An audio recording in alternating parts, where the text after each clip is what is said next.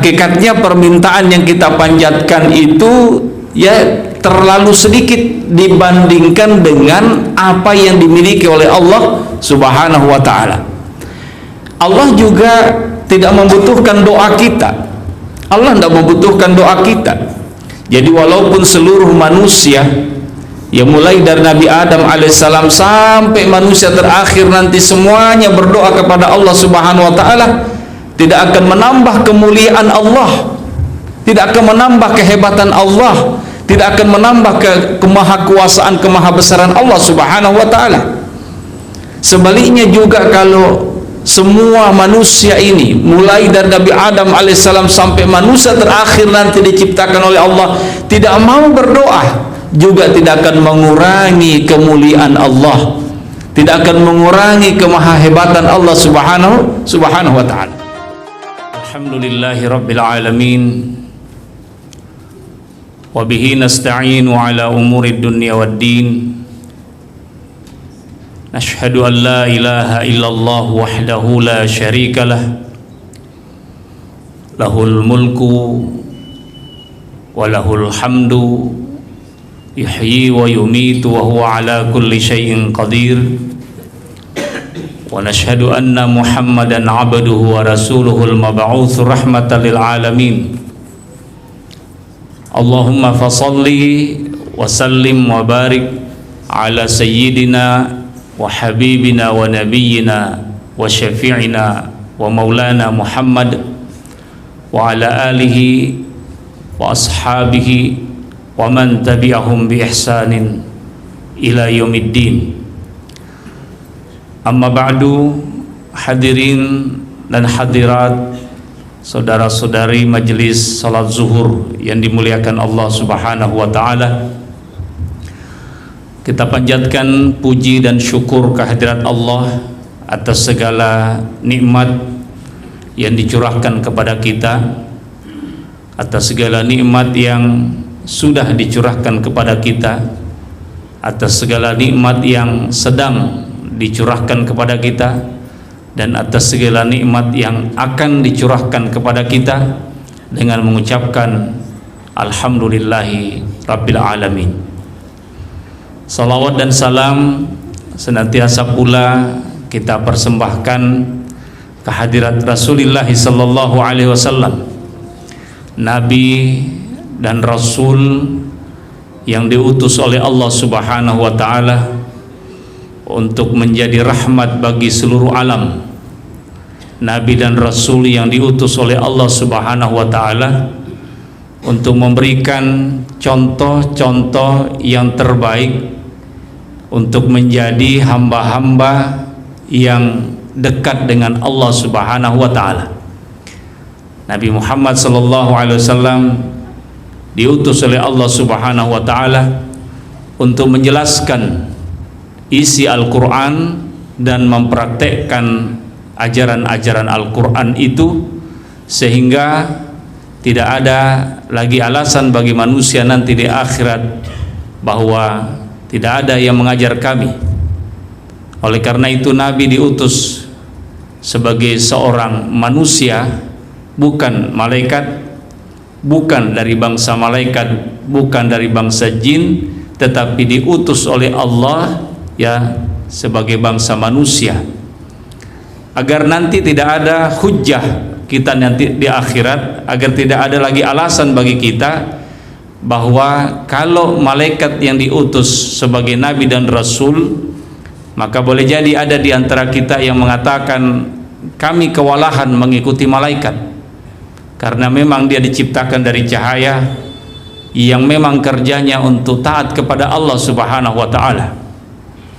Kalau rasul atau nabi diutus dari bangsa jin, maka boleh jadi ada di antara kita nanti yang beralasan bahwa kami tidak mampu beribadah sebanyak yang dilakukan oleh bangsa jin, karena bangsa jin itu adalah bangsa yang kuat, maka kami tidak mampu melakukannya.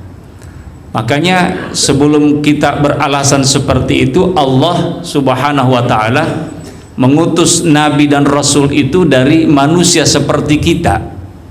Dia makan seperti kita, minum seperti kita, berkeluarga seperti kita, berdagang, berjual beli, berperang sama persis seperti kita, sehingga tidak ada alasan lagi bagi kita nanti di akhirat di hadapan Allah bahwa saya tidak bisa beribadah sebagaimana Nabi.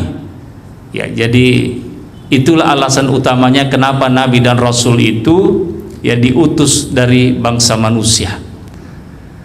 Hadirin dan hadirat majelis salat zuhur yang dimuliakan Allah Subhanahu wa taala, pada kesempatan yang mubarak ini, pada kesempatan yang dimuliakan ini, kita akan membahas tentang doa. Ya, kita akan membahas tentang doa, di mana Allah Subhanahu wa taala berfirman, "Ud'uni astajib lakum." Ud'uni, berdoalah kepadaku kata Allah. Panggillah aku kata Allah Subhanahu wa taala, serulah aku kata Allah Subhanahu wa taala, astajib lakum, maka aku akan mengistijabah doamu.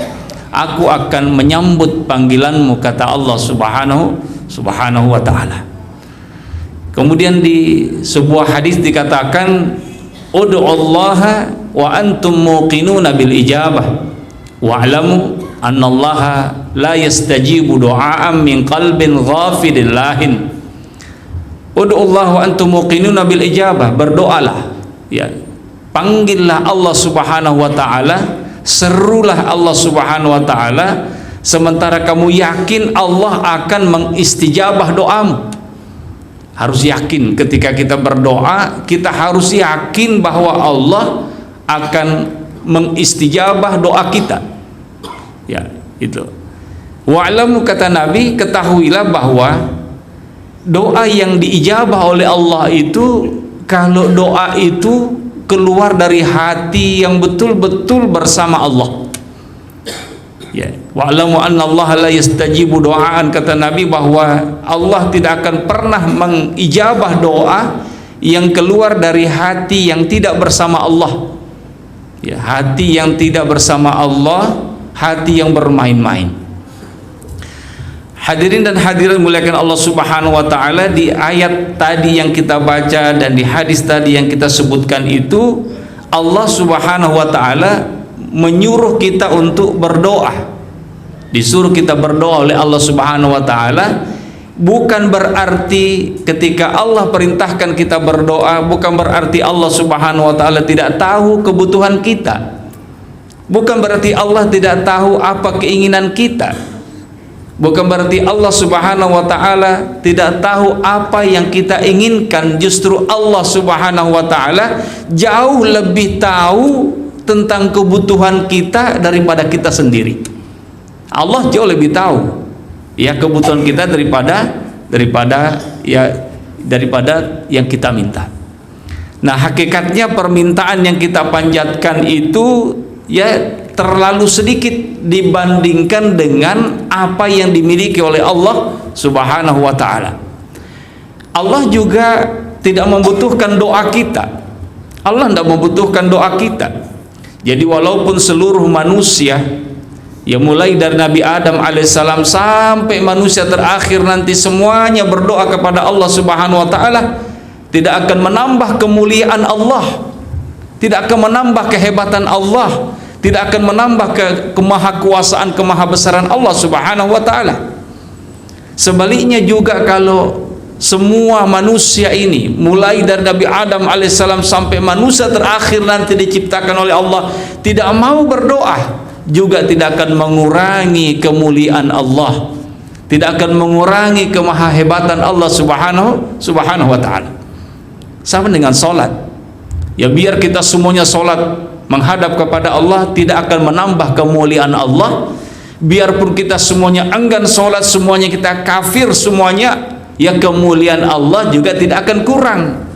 Tidak akan pernah berkurang kemuliaan Allah Subhanahu wa taala.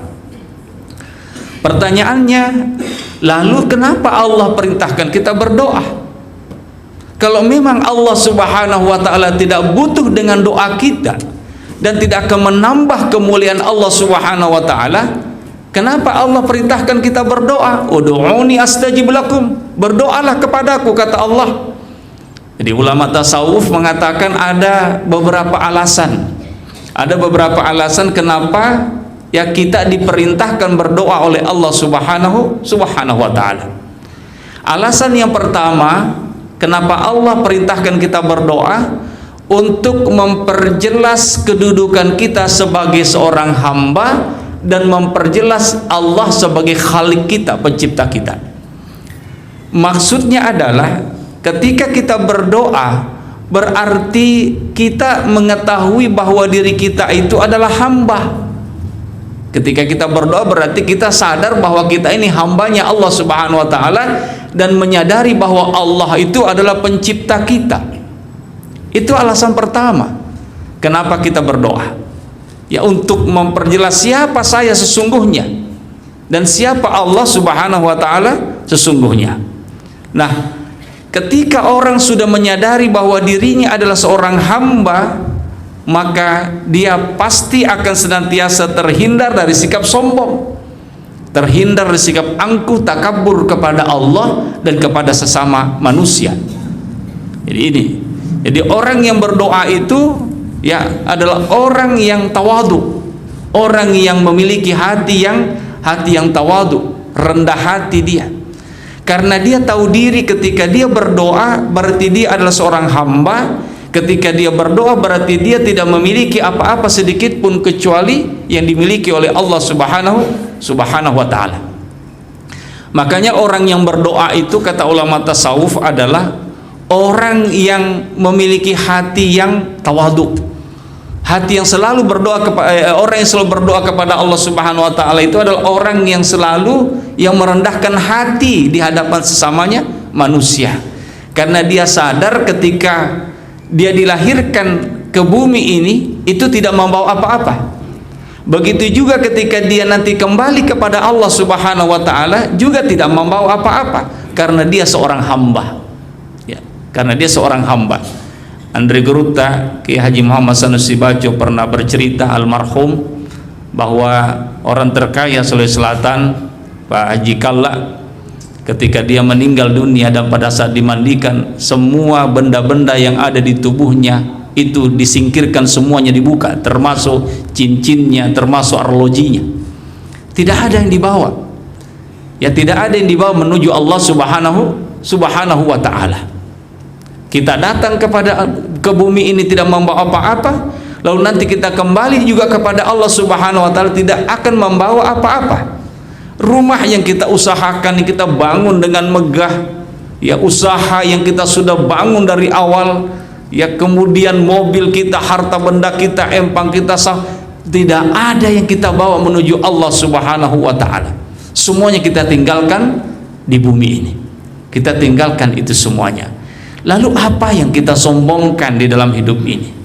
Apa yang kita sombongkan? Hadirin muliakan Allah Subhanahu wa taala. Mata dari Allah Subhanahu wa taala, mulut dari Allah, ya telinga dari Allah Subhanahu wa taala, gigi dari Allah, semua yang ada pada diri kita semuanya berasal dari Allah Subhanahu wa taala. Itu tujuan, itu yang pertama alasannya kenapa kita diperintahkan oleh Allah berdoa, supaya kau sadar bahwa kamu itu hamba, bahwa kau itu hamba. Kalau kau sadar bahwa kau seorang hamba, maka kamu tidak akan sombong, kamu tidak akan angkuh, kamu tidak akan takabur kepada Allah dan kepada sesamamu manusia.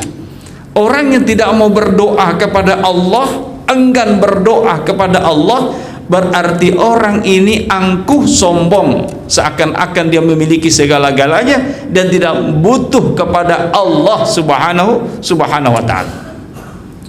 Orang yang angkuh dan sombong itu ya sama persis dengan iblis. Iblis itu ya dicap oleh Allah Subhanahu wa taala ya sebagai makhluk yang sombong karena tidak menuruti perintah Allah Subhanahu wa taala. Jadi Allah berfirman, qala ma mana'aka alla tasjuda id amartuka.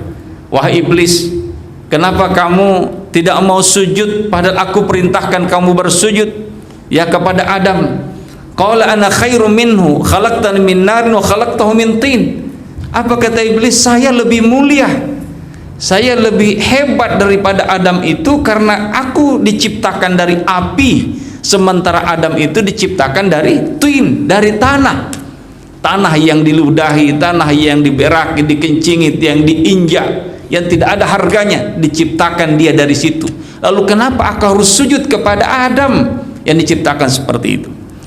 Apa kata Allah Subhanahu wa taala? Fahbit minha fama yakun laka an tatakabbar fiha. Keluar kau dari surga, kata Allah. Karena di surga ini tidak boleh ada orang yang angkuh, tidak boleh ada orang yang sombong. Fakhruj innaka minas sagirin. Keluar dari surga, kata Allah Subhanahu wa taala, kamu orang yang hina, kata Allah. Hadirin muliakan Allah Subhanahu wa taala, ketika ya iblis pernah mau bertobat, dia ketemu dengan Nabi Musa. Dia mengatakan, Mus, ya bisa ndak kamu menjadi penghubung antara aku dengan Allah? Aku mau tobat, ya, karena kamu itu bisa langsung bicara dengan Allah, kalimullah. Kamu bisa bicara dengan Allah. Coba kamu yang ngobrol dengan Allah, aku mau tobat, kira-kira bisa ndak Allah kasih tobat kepadaku? Maka Nabi Musa alaihissalam bermunajat kepada Allah Subhanahu wa taala. Lalu Allah Subhanahu wa taala berfirman kepada Musa, bisa aku kasih tobat itu iblis, tapi ya dia harus sujud kepada kuburnya Adam.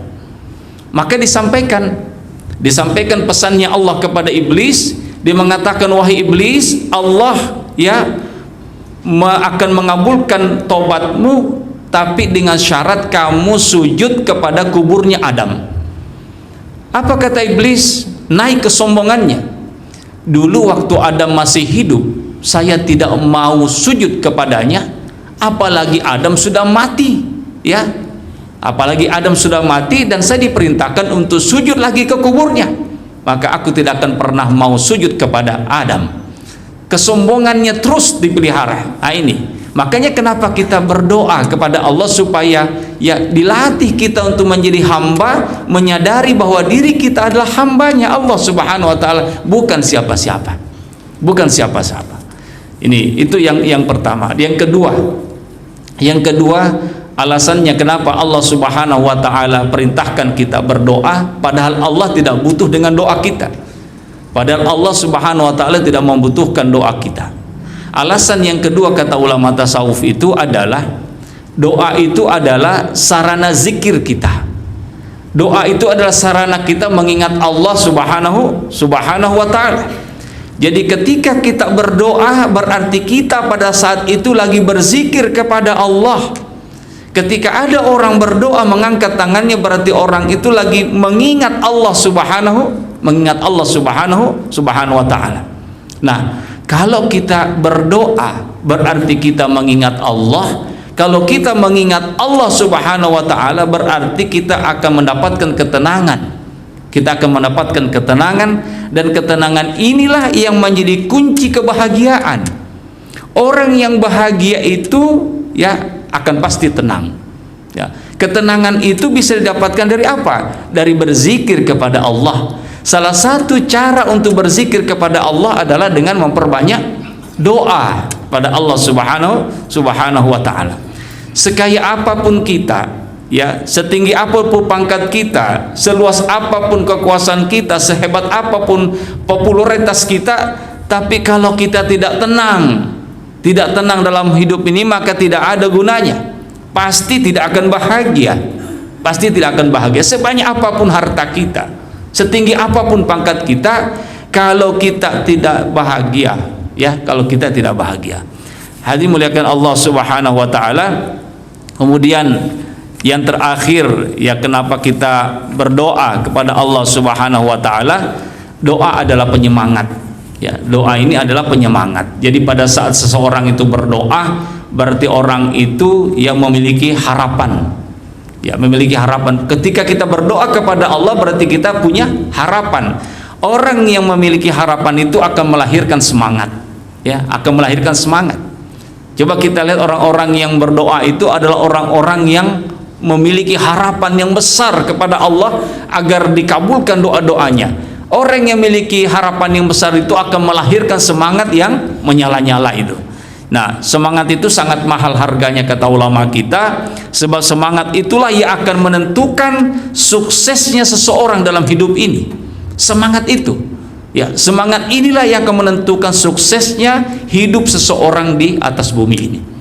Sehebat apapun dia punya pangkat tapi tidak semangat di dalam hidup, maka tidak akan pernah sukses dalam hidup itu. Ya, sepintar apapun dia kalau tidak semangat, ya tidak akan pernah sukses di dalam hidup ini. Sama kalau kita, ya ada orang yang sudah divonis ya oleh dokter bahwa dalam setahun ini atau dalam 2 tahun ini atau dalam 6 bulan ini bapak akan meninggal dunia, ibu akan meninggal dunia karena ibu sudah tidak bisa tertolong lagi. Tetapi karena dia berdoa dan dia bersemangat, justru dokternya lebih dahulu meninggal daripada dia. Kenapa? Karena semangatnya yang menggebu-gebu itu. Ya, semangatnya yang menggebu-gebu. Nah, pertolongan Allah Subhanahu wa taala akan diturunkan kepada orang-orang yang bersemangat dalam hidupnya. Orang-orang yang bersemangat. Bukankah para nabi dan rasul semuanya itu adalah orang-orang yang banyak berdoa kepada Allah? Kalau mereka banyak berdoa berarti mereka memiliki semangat, dan semangat itu mahal harganya, dan hanya orang yang bersemangat saja yang akan diberikan bantuan oleh Allah Subhanahu wa taala. Jadi Allah sudah menjamin di dalam Al-Qur'an, walladzina jahadu fina lanahdiyannahum subulana. Ya, jadi Allah mengatakan orang-orang yang bersemangat di dalam hidupnya, kata Allah Subhanahu wa taala, akan kami bukakan jalan-jalannya untuk menuju kepada cita-citanya. Ini firman Allah Subhanahu wa taala. Jadi dengan semangat yang besar, maka disitulah akan terbuka semua ya jalan-jalan yang Allah tunjukkan kepada kita. Ya, nih ya, hadirin muliakan Allah Subhanahu wa taala. Dan yang sangat terakhir sekali, ya, bagaimana supaya doa-doa kita cepat dikabulkan oleh Allah Subhanahu wa taala? Ulama tasawuf mengatakan salah satu cara supaya doa kita cepat dikabulkan oleh Allah Subhanahu wa taala adalah senantiasa berdoa berjamaah, berdoa bersama, ya, berdoa berjamaah. Ya, ketika imam membaca doa, maka aminkan doa-doa itu. Kenapa? Karena boleh jadi di antara kita ini ada ya wali-wali Allah Subhanahu wa taala ikut berjamaah dan berdoa. Ketika doa mereka dikabulkan, doa-doa kita pun juga ikut dikabulkan oleh Allah Subhanahu wa taala. Berdoa berjamaah itu diperintahkan oleh Al-Qur'an. Diperintahkan oleh Al-Qur'an, di mana Nabi Musa alaihissalam berdoa dan Nabi Harun mengaminkan. Ini artinya apa? Ini artinya supaya kita berdoa berjamaah. Ya, di dalam Al-Qur'an dikatakan, wa qala Musa rabbana innaka ataita fir'auna wa mala'ahu zinatan wa amwalan fil hayatid dunya rabbana liyudillu an sabilik. Ya, rabbana atmis al amwalihim washdud ala qulubihim fala yu'minu hatta yarawul azabal alim. Jadi Nabi Musa alaihissalam karena sudah kewalahan menghadapi yang namanya Fir'aun ini, lalu dia berdoa. Apa doanya? Ya Allah, engkau sudah memberikan harta yang banyak, kekuasaan yang luas ya kepada Fir'aun ini, tetapi harta yang engkau berikan kepadanya itu digunakan untuk menyesatkan hamba-hambamu ya Allah. Karena itu ya Allah, maka hancurkan semua harta bendanya, hancurkan semua harta bendanya, dan keraskan hatinya supaya tidak lagi mendapatkan hidayah darimu ya Allah. Hancurkan hartanya. Lalu Nabi Harun mengatakan amin, amin, amin. Nah, maka ulama tafsir mengatakan doa itu cepat terkabul kalau ada satu yang berdoa, kemudian yang satunya mengaminkan, Oleh karena itu, ya setiap kali selesai sholat, ya jangan langsung beranjak dari tempat duduk kita keluar masjid, tapi aminkan doa-doanya imam. Dan imam juga ketika berdoa, maka berdoalah dengan bentuk jamak, dengan bentuk jamaah. Ya, ketika berdoa meminta ampun, Rabbi ghafir lana warhamna, seperti itu, Rabbi ghafir lana, bukan Rabbi ghafirli. Ya, Rabbi ghafirli warhamni, ya, dan seterusnya. Tapi kita mengatakan Rabbi ghafirli wali walidi Rabbi ghafir lana dzunubana wali walidina warhamhum kama rabbawna shighara. Ya, itu bukan Rabbi ghafirli wali walidayya warhamhum kama rabbayani saghira. Kalau dia berdoa seperti itu berarti dia berdoa untuk dirinya sendiri dan dia ingin orang mengaminkan untuk doanya. Nah, jadi imam itu harus betul-betul tahu ketika dia berdoa, berdoalah untuk semuanya. Rabbi ghafir lana dzunubana wa liwalidina warhamhum kama rabbawna shighara wa li jami'il mu'minina wal mu'minati wal muslimina wal muslimat al ahya'i minhum wal amwat. Itu yang pertama. Nah, itu jadi doa berjamaah itu perintah Al-Qur'an. Dan yang kedua terakhir, doa berjamaah itu perintah Al-Quran karena Allah Subhanahu wa ta'ala dalam Al-Fatihah mengatakan iyyaka na'budu wa iyyaka nasta'in. Jadi Allah Subhanahu wa ta'ala menggunakan kata nun, na'budu wa nasta'in. Allah tidak mengatakan a'budu wa asta'in. Kalau Allah mengatakan a'budu berarti saya menyembah, wa asta'in saya meminta pertolongan. Tapi Allah Subhanahu wa ta'ala ya gunakan nun jama' na'budu wa nasta'in. Nah, sekarang doa itu adalah ibadah. Ya, karena Nabi mengatakan ad-du'a'u mukhul ibadah. Jadi kalau kita mau berdoa, berdoa berjamaah. Ya, na'budu kami menyembah. Dan kalau mau minta pertolongan kepada Allah, minta pertolongan dengan berjamaah. Makanya Allah mengatakan nasta'in. Ya, hanya kepadamulah kami berdoa ya Allah, meminta beribadah kepadamu ya Allah, dan hanya kepadamulah ya Allah kami meminta pertolongan. Ya, jadi dengan berjamaah dalam beribadah, dalam berdoa, cepat dikabulkan oleh Allah Subhanahu wa ta'ala, sekalipun ya tetap sah kalau kita ya berdoa dengan sendiri-sendiri. Ya tetap boleh kita berdoa dengan sendiri-sendiri, tetapi kata ulama tasawuf ya doa yang diucapkan dengan berjamaah sesuai dengan perintah Al-Quran akan cepat dikabulkan oleh Allah Subhanahu wa ta'ala. Saya kira inilah yang perlu saya sampaikan pada kesempatan yang mubarak ini. Semoga ya kita tidak menyepelekan doa-doa itu, karena doa ini adalah mukhul ibadah, ya senjatanya orang muslim.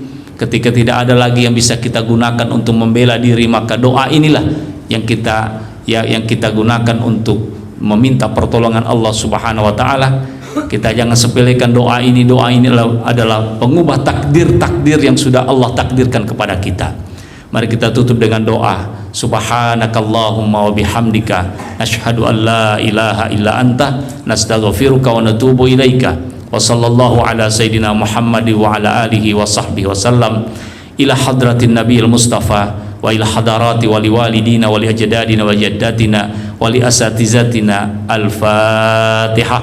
A'udzubillahi minasyaitonir rajim. Bismillahirrahmanirrahim. Ar-Rahmanir-Rahim. Maliki yaumiddin. Iyyaka na'budu ihdinas siratal mustaqim siratal ladzina an'amta 'alaihim ghairil maghdubi 'alaihim waladdallin. Amin. Wassalamualaikum warahmatullahi wabarakatuh.